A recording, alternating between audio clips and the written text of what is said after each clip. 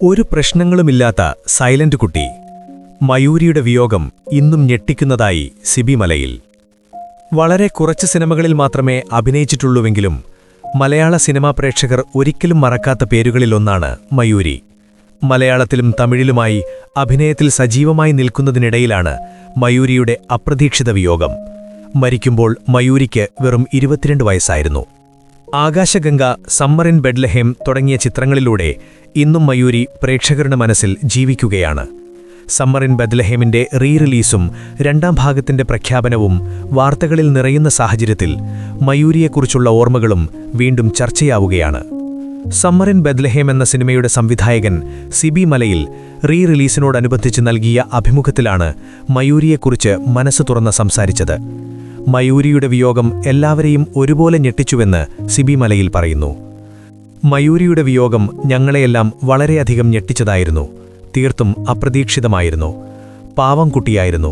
ഒരു പ്രശ്നങ്ങളുമില്ലാത്ത വളരെ സൈലന്റായ കുട്ടിയായിരുന്നു. ഞങ്ങൾക്കത് വല്ലാത്ത ഷോക്കിംഗ് അനുഭവമായിരുന്നു എന്നാണ് സിബി മലയിൽ പറഞ്ഞത്. അഭിമുഖത്തിൽ ഒപ്പമുണ്ടായിരുന്ന നടി ശ്രീജയ നായരും മയൂരിയെക്കുറിച്ച് ഓർമ്മകൾ പങ്കുവച്ചു. ഇന്നും സോഷ്യൽ മീഡിയ കമന്റുകളിലൂടെ ആളുകൾ ചോദിക്കാറുണ്ടെന്ന് ശ്രീജയ പറയുന്നു. ആ കുട്ടിക്ക് എന്താണ് പറ്റിയത് എന്ന ചോദ്യം ഇപ്പോഴും പലരും ഉന്നയിക്കാറുണ്ടെന്നും ഒരാളെ വളരെയധികം മിസ് ചെയ്യുന്നു എന്ന് പറയുന്നവരുമുണ്ടെന്നും ശ്രീജയ വ്യക്തമാക്കുന്നു. ബാലതാരമായാണ് മയൂരി സിനിമാ ജീവിതം ആരംഭിക്കുന്നത്. ആദ്യ ചിത്രത്തിൽ അഭിനയിക്കുമ്പോൾ മയൂരിക്ക് വെറും 8 വയസ്സായിരുന്നു. തുടർന്ന് സമ്മർ ഇൻ ബെത്ലഹേം എന്ന ചിത്രത്തിലൂടെയാണ് മയൂരി മലയാള സിനിമയിൽ ശ്രദ്ധിക്കപ്പെടുന്നത്. ആകാശഗംഗ, അരയന്നങ്ങളുടെ വീട് തുടങ്ങിയ സിനിമകളിലും ശ്രദ്ധേയമായ വേഷങ്ങൾ മയൂരി കൈകാര്യം ചെയ്തു. 2005 മയൂരിയുടെ വിയോഗം. കുറച്ചു സിനിമകൾ മാത്രമായിരുന്നുവെങ്കിലും മയൂരി എന്ന അഭിനേത്രി മലയാള സിനിമാ പ്രേക്ഷകരുടെ മനസ്സിൽ ഇന്നും മായാതെ നിലനിൽക്കുകയാണ്.